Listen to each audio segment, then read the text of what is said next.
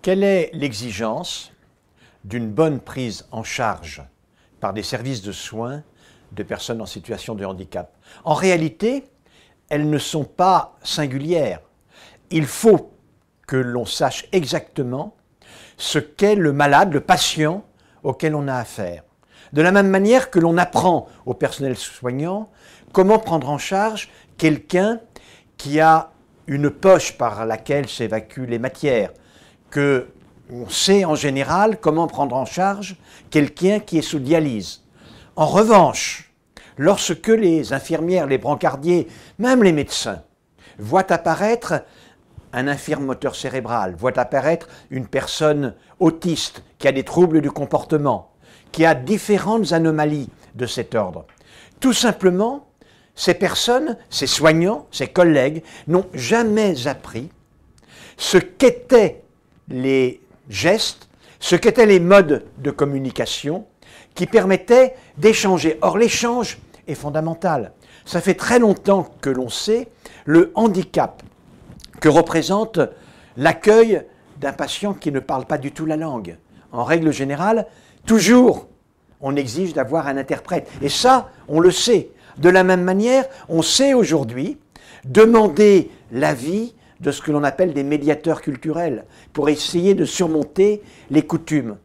Or, les personnes en situation de handicap représentent un pourcentage bien plus important que cela, 6% de la population française. Et la plupart des soignants et des médecins se trouvent totalement démunis. Il faut impérativement que dans les écoles et dans les universités, on apprenne ce qu'est la réalité de la personne telle qu'elle est limitée dans l'exercice de sa citoyenneté par le handicap. Tout simplement parce que c'est la condition sine qua non d'application à ces personnes des soins adaptés, c'est-à-dire de l'obtention du meilleur résultat. Quand on a une personne, c'est le problème de la formation, qui est essentiel aussi. C'est-à-dire que les personnes qui arrivent, imaginons qu'un jour nous ayons une jeune kiné, elle arrive dans un établissement pour personnes IMC, incompétente en matière d'IMC. Alors, par rapport au handicap, les professionnels qui suivent Vincent sont-ils assez formés?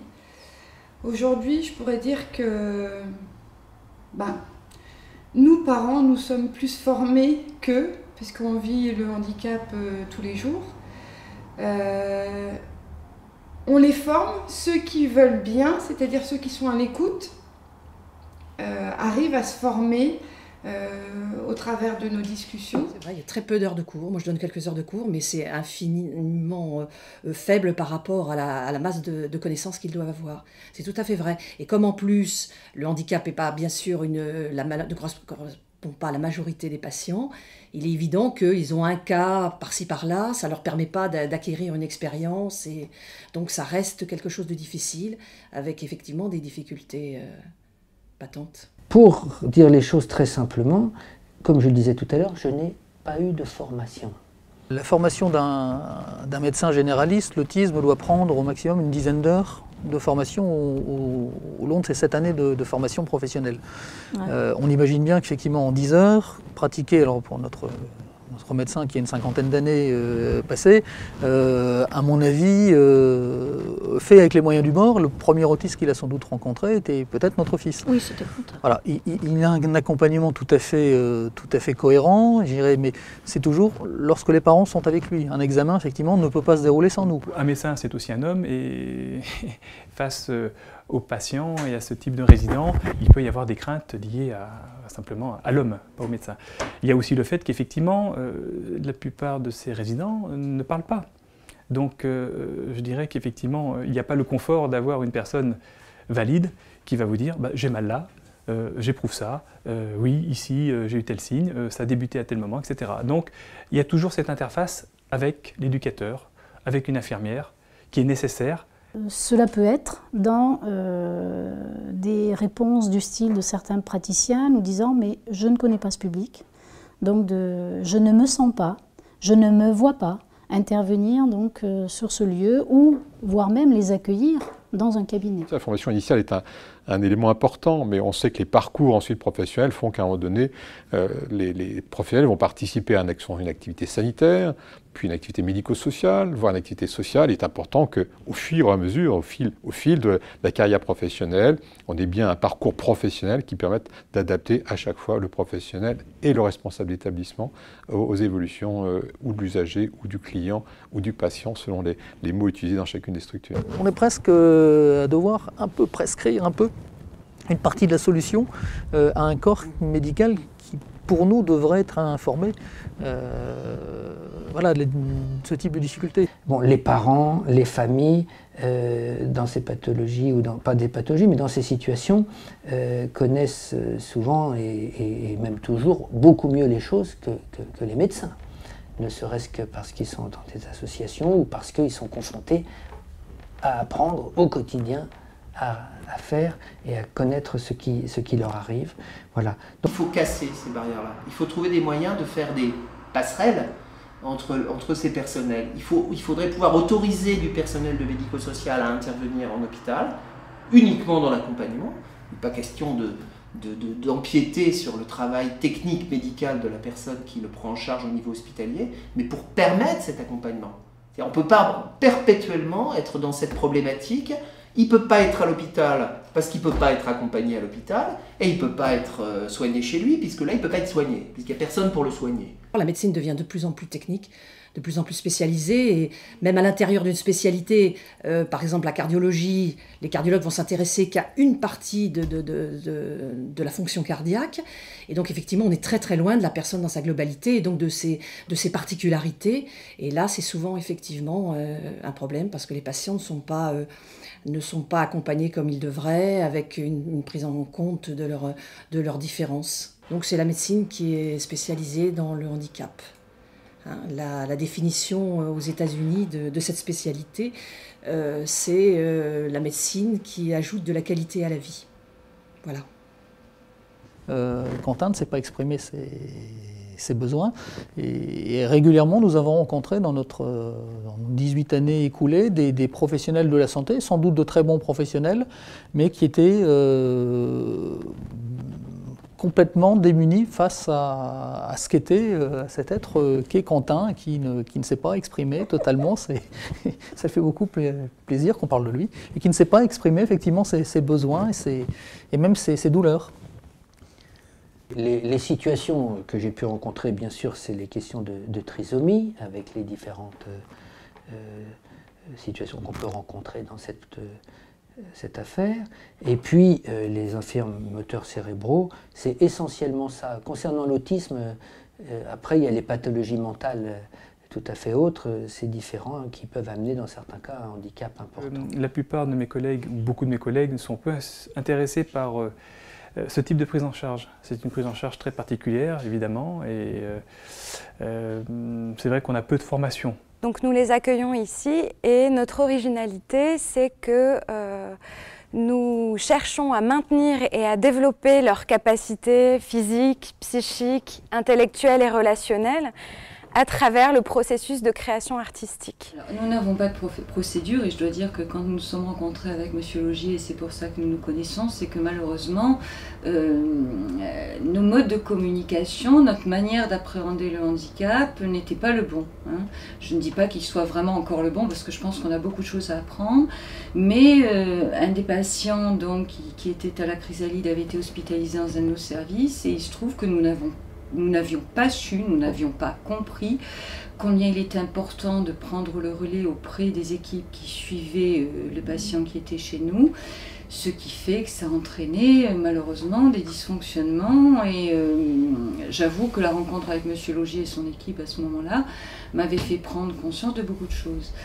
Je crois qu'on manque cruellement d'éducation, c'est-à-dire qu'en tant qu'infirmière, hein, puisque bon cadre, nous sommes infirmières d'abord, nous sommes formés à ce qui est de la pathologie, on peut entendre parler du handicap, mais effectivement, on ne sait pas trop quoi en faire, je dirais. Je crois qu'on manque terriblement de culture. Alors après, comme le disait très justement Claire, c'est toute personne est un individu et que quand on reçoit un individu, on va travailler en fonction de ses capacités cognitives ou sensitives ou motrices.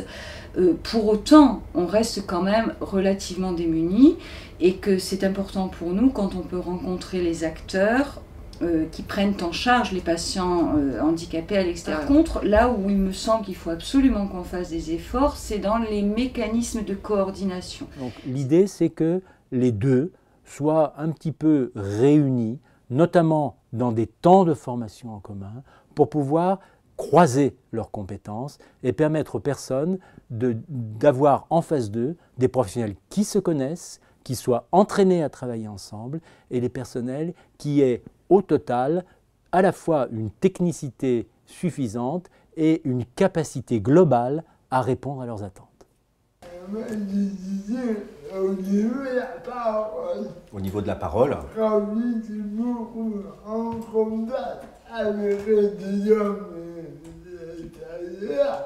oui. Quand tu es beaucoup en contact avec des gens de l'extérieur, parfois je dis à me tu ne peux pas forcément t'exprimer comme tu as envie. Voilà. Et les personnes ne te comprennent pas forcément, ne comprennent pas forcément ce que tu veux dire. Par exemple, pour répéter, je peux répéter. Par exemple, tu peux répéter, oui. Ça ne peut pas me répéter,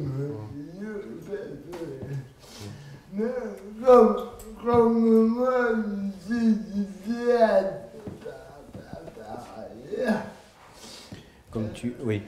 comme tu fais du théâtre par ailleurs. Par rapport à la parole. Oui. Donc tu travailles cette parole, n'empêche que Et aussi, travailler la parole. Oui, tu as plein effectivement d'ateliers qui te font travailler la parole, mais ce que tu veux dire, pour en revenir au sujet, c'est que ta difficulté, toi, quand tu veux te faire soigner, quelque part, c'est de te faire comprendre. De faire comprendre, voilà. Je ne comprends pas, j'avais dit. Ah oui, ben oui. Oui, oui. Si le médecin ne comprend pas ce que tu veux dire, c'est difficile de te faire soigner. Du coup, dans le rapport, dans le lien qui est nécessaire avec le personnel de l'accompagnement, il va traduire des choses auprès du personnel d'accompagnement éducatif, AMP, éducateur spécialisé. Il va traduire les éléments de l'aspect médical avec un personnel qui, lui, n'est pas formé à l'aspect médical, qui va donc recueillir des éléments qui, aujourd'hui, au niveau de la loi, nous posent quelques difficultés. Qui ont du mal à voir les difficultés que connaissent les handicapés derrière leur handicap. Ils connaissent les handicapés à travers leur handicap, ils ne connaissent pas la personne, ils ne connaissent pas les difficultés qui sont celles de leur parcours quotidien. C'est finalement ces difficultés extrêmement simples à énoncer, extrêmement difficiles à résoudre, auxquelles il faut s'attaquer. Alors moi j'ai aussi une question à vous poser, parce que Simon souvent a douleur souvent au niveau intestinal, ça on sait ce que c'est, mais c'est difficile d'évaluer quand il me dit qu'il a mal aux dents, quand il me dit qu'il a mal à la tête. Souvent, Simon aussi agit par mimétisme, donc j'ai toujours du mal à savoir la part des choses, savoir si Simon a mal à la tête parce que j'ai eu mal à la tête un petit peu avant ou quoi, ou si, voilà, la douleur chez Simon, elle est difficile à évaluer. Et bon, alors, c'est vrai, quelquefois, sans savoir vraiment... Il disait que quand une personne handicapée arrive à l'hôpital, elle n'est plus considérée comme une personne ayant un handicap, mais comme une personne qui est malade, puisqu'il est consultant à l'hôpital. Oui, alors ça, on est vraiment d'accord là-dessus, c'est-à-dire que cette notion de personne handicapée arrivant à l'hôpital, elle n'est plus handicapée, finalement. Je veux dire, si on raisonne en humain simple, c'est une personne malade. Elle est comme elle est sur le plan fonctionnel, mais elle ne vient pas à l'hôpital pour son handicap, elle vient pour sa maladie. Donc ça, c'est un point très fort. Je crois qu'un sujet qui vient à l'hôpital pour se faire soigner, finalement, peu importe, ou c'est pas vrai, parce que ça, on le redira, ça complique la prise en charge, mais il ne vient pas parce qu'il est handicapé, il vient parce qu'il est malade. Et ça, je crois que c'est un point qu'il faut qu'on réussisse à faire passer de façon très forte. Donc c'est une personne malade et plus une personne handicapée. Extrêmement important, ne peut que passer par le soin global de l'accompagnement pour ces adultes. Parce que ce à quoi ces adultes sont confrontés quand il y a des soins somatiques,